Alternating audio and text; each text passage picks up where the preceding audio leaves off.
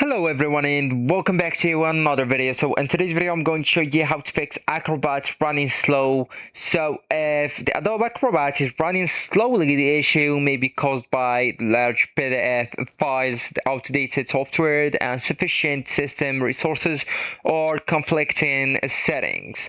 So actually guys, first you will need just to update the Adobe Acrobat, and the performance, of course, the performance improvements are frequently included in updates. So just open the Acrobat here and then select the help or the question mark, get help or share feedback at the top, actually at the right of the top bar here, and then just go with the Acrobat help.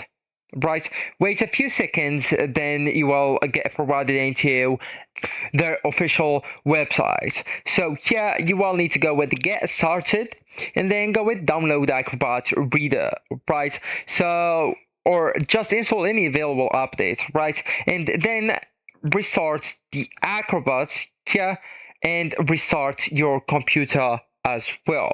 So closing the background processes and clearing temporary memory can improve the Acrobat's responsiveness, right? So go here to the Windows here and then go with restart.